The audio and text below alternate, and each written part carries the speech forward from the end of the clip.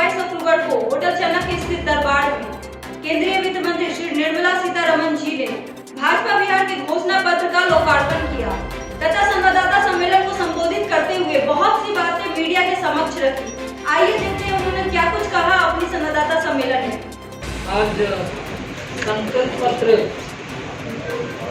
Release करने के इस अवसर पर बिहार के सभी वरिष्ठ नेतागण के साथ, उनमें से बहुत केंद्र मंत्री हैं और पहले रह चुके हैं और बहुत एक्सपीरियंस सीनियर लीडर्स के साथ आज बिहार के चुनाव के संदर्भ में संकल्प पत्र रिलीज करने के शुभ अवसर पर भाग लेने में मैं गर्व महसूस करती हूँ, क्योंकि बिहार ऐसे प्रदेश है जिसमें हर नागरिक पॉलिटिकली बहुत ही सेंसिटिव है और इन्फॉर्म्ड भी।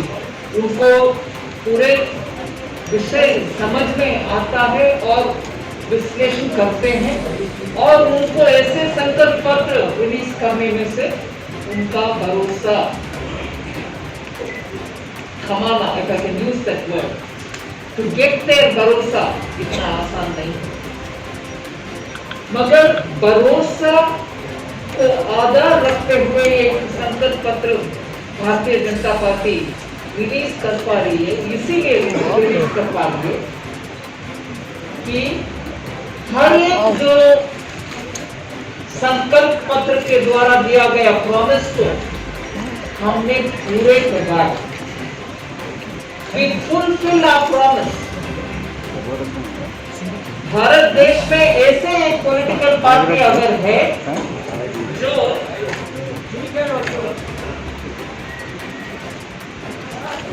जो उनके संकल्प पत्र के ऊपर अगर कोई भी प्रश्न पूछताछ करेगा तो भरोसा के साथ जवाब दे सकते हैं, ऐसे एक पार्टी है तो वो भारतीय जनता पार्टी है। और इस भरोसा को प्रिंसिपल और आधार फाउंडेशन रखते हुए हम संकल्प पत्र आज रिलीज कर रहे हैं, तो इसमें क्या बात यही है कि हमें कॉन्फिडेंस है, हमें हमारे अपने आप के ऊपर कॉन्फिडेंस है कि हम डिलीवर कर पाएंगे, प्रॉमिस को फुलफिल कर पाएंगे। उसके लिए उदाहरण एक नहीं, दो नहीं, बहुत सारे उदाहरण हम दिला सकते हैं। जैसे बोला गया कि प्रधानमंत्री जी पिछले 6 साल में गरीब के लिए कितने कार्यक्रम प्रॉमिस किए वो सब इंप्लीमेंट कर दिखाए, चाहे वो हर गांव तक बिजली हो, चाहे वो गरीब महिला के लिए गैस सिलेंडर का सप्लाई हो, रसोई का गैस का, और हर भारतीय नागरिक को फिनेंशियल इंक्लूजन के नाम पर बैंक अकाउंट दिलवाना हो।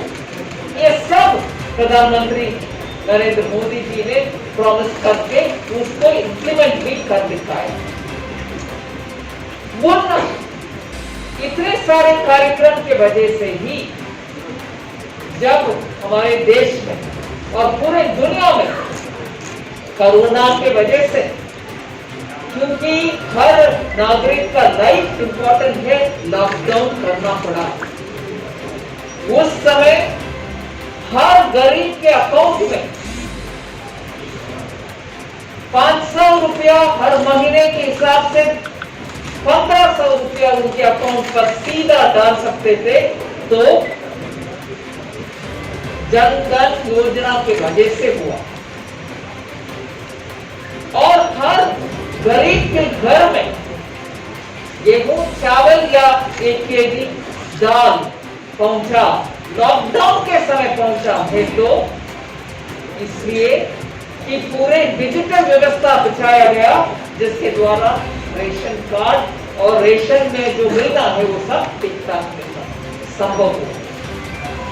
ऐसे ही दिव्यांग हो, बुजुर्ग हो, उनके अकाउंट में भी 1000 रुपया वन टाइम पेमेंट को लॉकडाउन के समय दी।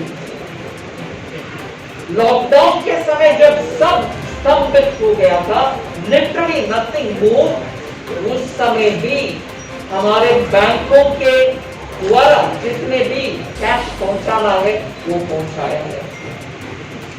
इतने कठिन माहौल में भी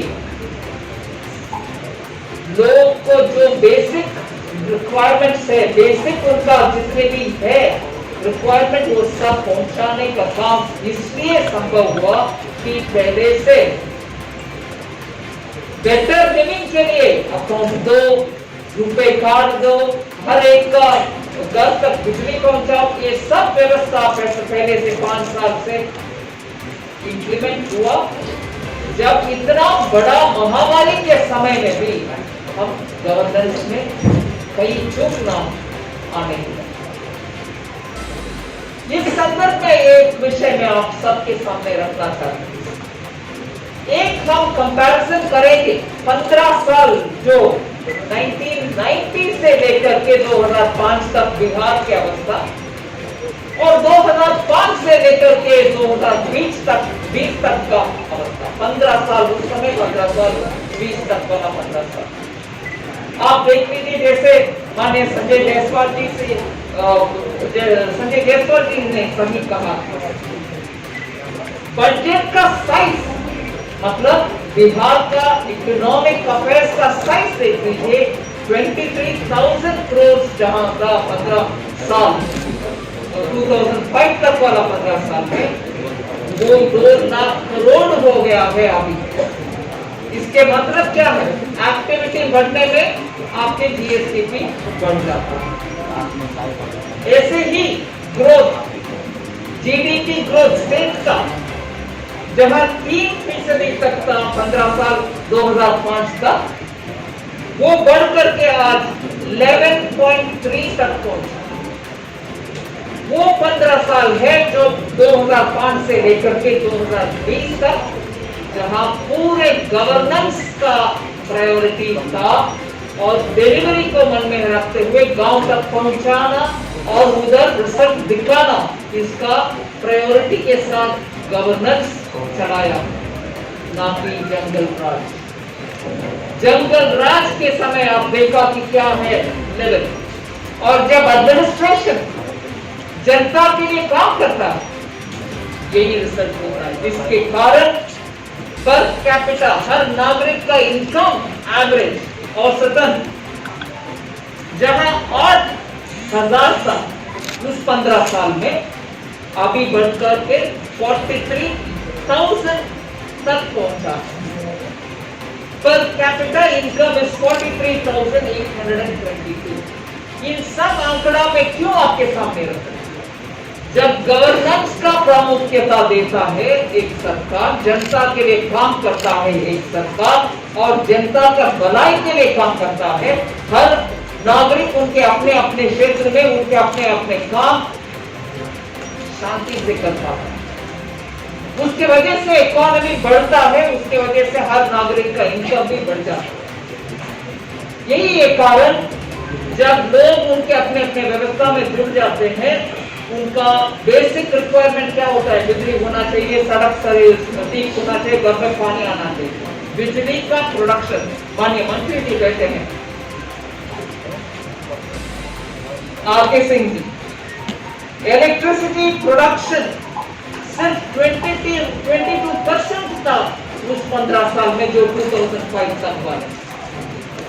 अभी 100% प्रोडक्टिविटी, 100% प्रोडक्टिविटी के साथ बिजली उत्पादन हो रही है बिहार। उत्पादन बिजली का एक विशेष अंक होता है। क्यों? बाकी सब जैसे गेहूं हो, कुछ और हो, प्रोड्यूस करके आप स्टोर कर पाएंगे, मगर बिजली का उत्पादन तब भी हो पाएगा जब डिमांड भी साथों साथ बढ़ता है, क्योंकि जो प्रोडक्शन होता है स्टोर नहीं होता, सीधा कस्टमर तक पहुंचता है, वो बिजली का इंडिकेटर है। इसलिए उसको हम ध्यान से देखना चाहिए उत्पादन बढ़ती है तो तुरंत उसका उपयोग भी होता है, तो स्टोरेज करना मुश्किल है बिजली का। बिहार में आज 100% कैपेसिटी यूटिलाइजेशन के साथ बिजली प्रोडक्शन हो रही है। पक्का मकान की आंकड़ा भी देखें, उस 15 साल में 34% ही पक्का मकान मिला लोगों को, 34% पॉपुलेशन को भी मिला जिनको मिलना चाहिए, मगर अभी ऑलरेडी 96% लोगों को पक्का मकान मिल गया। इससे जुड़े हुए एक और आंकड़ा, एग्रीकल्चर प्रोडक्शन का हमने गिना 11.8% तक गया है जीडीपी स्टेट का। एग्रीकल्चर का ग्रोथ भी ऐसे ही 2% से लेकर के 2.35 से लेकर के 8.5 तक पहुंचा है एग्रीकल्चरल ग्रोथ। राधा मोहन जी इधर बैठे हैं जो एग्रीकल्चर मिनिस्टर थे, उस समय बिहार के लिए कितने भी काम वो प्रायोरिटी से भी किए। मुझे मालूम है उनके पास कभी मैं कॉमर्स मिनिस्टर के नाते कुछ एक्सपोर्ट इंपोर्ट विषय चर्चा करने के लिए जाती थी, वो पूरे बिहार के एग्रीकल्चर विषय के ऊपर कितने ज्ञान से किया। उसके वजह से आज हम बोल पा रहे एग्रीकल्चरल ग्रोथ बिहार में 8.5% है। इस 15 साल में वो इंप्रूवमेंट हुआ है, जबकि पहले सिर्फ 2.3%। ऐसे ही नॉन एग्रीकल्चरल एक्टिविटी में आप देख लीजिएगा 3.9% जहां था पहले, वो अभी 12% तक पहुंचा है नॉन एग्रीकल्चर, तो चाहे इंडस्ट्री, कॉमर्स, ट्रेड जो भी हो सकता है। इसका मतलब क्या है, एग्रीकल्चर भी, इंडस्ट्री भी, इलेक्ट्रिसिटी भी सब ऊपर के वो ऐसे जाए तो बिहार जिस स्टेट में इतना पोटेंशियल है, जिनके नागरिक पूरे देश पर जाकर के उनके ताकत दिखा रहे हैं, हर एक में, हर राज्य में आज बिहार के लोग के स्किल के वजह से उनको उधर रोजगार मिलता है। ऐसे बिहार में आज हम देख रहे हैं ग्रोथ का पोटेंशियल क्या है, कितना ग्रोथ मिला है जब सबका भरोसा के साथ उनके संकल्प पत्र में जितना भी रूल है उसको इंप्लीमेंट कर रहे हैं। लास्ट में मैं एक और इंडिकेटर देती हूँ, इंडस्ट्रियल प्रोडक्शन और उसका ग्रोथ। उस 15 साल का डेटा कंसिस्टेंटली कुछ नहीं मिला, इसलिए हमारे संकल्प पत्र में उसका आंकड़ा नहीं बोला गया। आप देखेंगे संकल्प पत्र में उस 15 साल का डेटा इंडस्ट्रियल प्रोडक्शन का नहीं छोड़ा गया, क्योंकि इंडस्ट्रियल ग्रोथ का विषय उस समय प्रायोरिटी नहीं था। अभी क्या है, इस 15 साल में 17% तक ग्रोथ है इंडस्ट्रियल प्रोडक्शन का। बिहार जिस राज्य में एग्रीकल्चर और प्राइमरी एक्टिविटी को महत्व है, क्योंकि अच्छा उगाव का भूमि है और कृषि उत्पादन अच्छा होता है, इंडस्ट्री का इतना प्रोत्साहन तब नहीं था मगर अभी मिल रही है, इसीलिए 17% तक ग्रोथ हुआ है उस एरिया में। इसीलिए जो 11 पॉइंट्स हमने हमारे संकल्प पत्र में बोल रहे हैं उसका महत्व है। उसमें मैं प्रमुख से शुरू करती हूँ कि कोरोना का ये पैंडेमिक के समय हम सब ऐसे बैठे हैं, हर एक उनके अपने चेहरे पर एक मास्क लगाए। जब तक वैक्सीन नहीं मिलता, प्रधानमंत्री जी याद दिलाए, परसों भी एक देश के नाम संदेश में ये बात बोले कि प्लीज आप जरा संभालो। एक मिनट का केयरलेसनेस अगर होता है तो पैंडेमिक फैला जाता है। इसीलिए जब तक वैक्सीन नहीं मिलता पहनना आवश्यक है मास्क।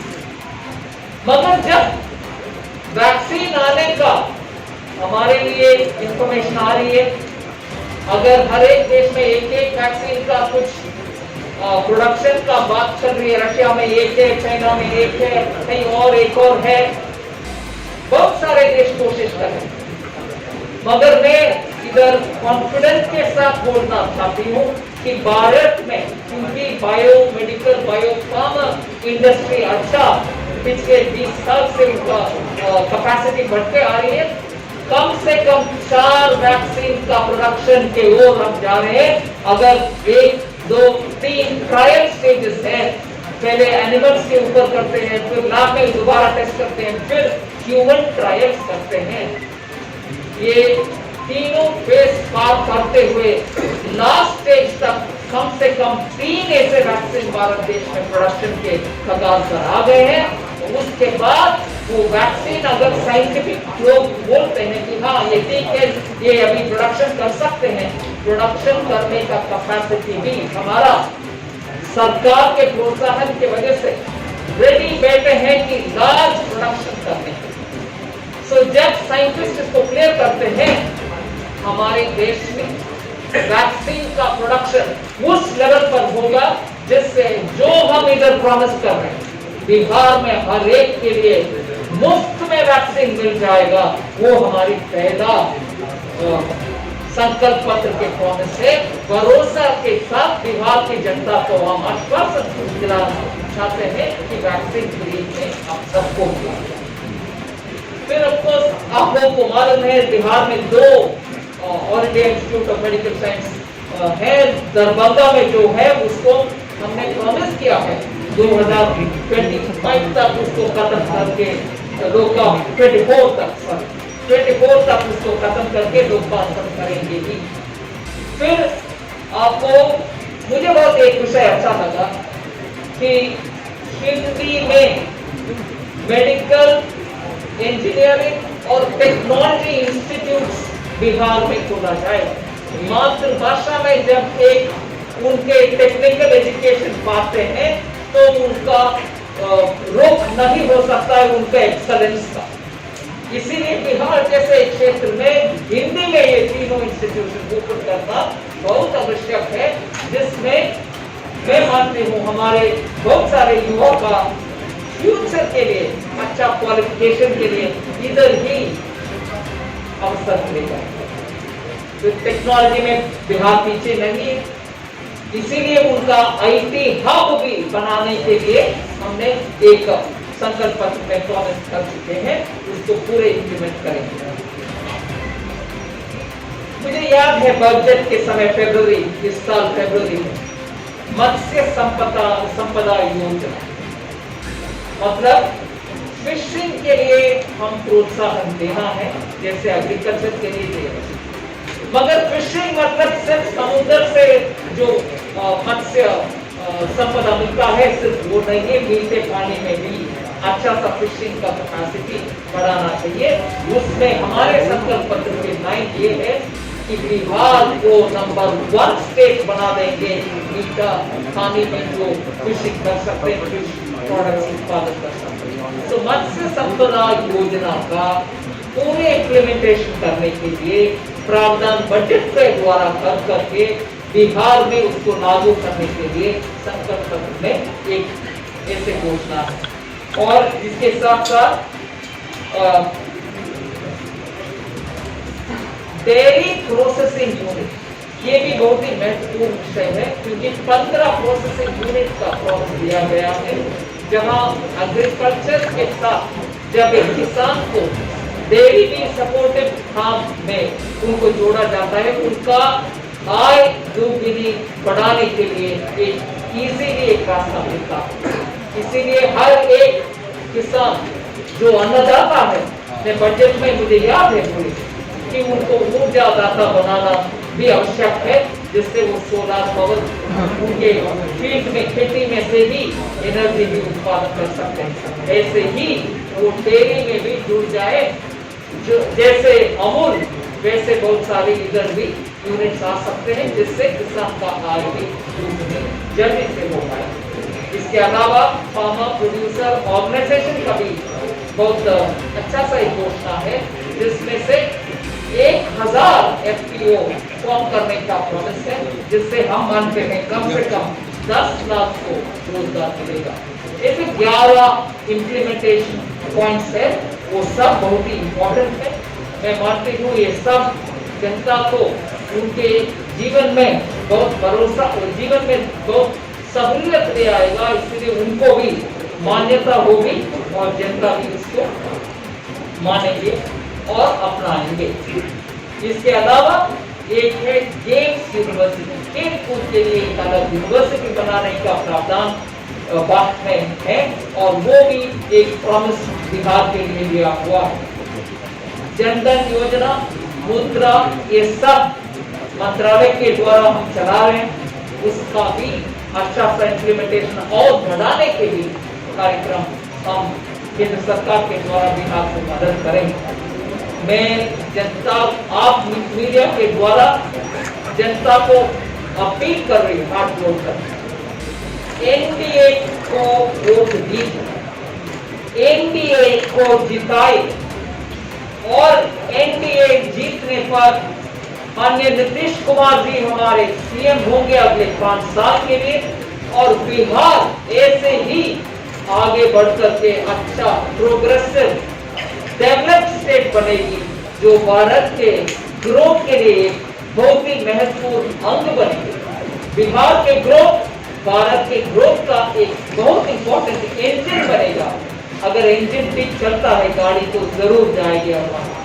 इसीलिए बिहार में ये मुझे आज इस अवसर मिला संकल्प पत्र रिलीज करने के लिए बिहार के बीजेपी यूनिट को मैं धन्यवाद कहती हूँ और बहुत गर्व महसूस करती हूँ कि बिहार के इस चुनाव के संदर्भ में मेरा इतना रामायण में दिलेरी जैसे बोलते हैं उसमें से एक छोटे से अंग इसमें भाग लिया, उसके लिए मैं बहुत संतोष व्यक्त करती हूँ और बिहार की जनता को भरोसा के साथ मैं नमस्कार कहती हूँ और ये भी बोलती हूँ कि आप जरूर एनडीए को जिताइए, नीतीश कुमार जी को सीएम बनाइए।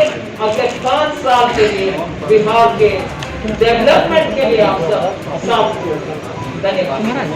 और इसी प्रकार की खबरों के लिए बने रहें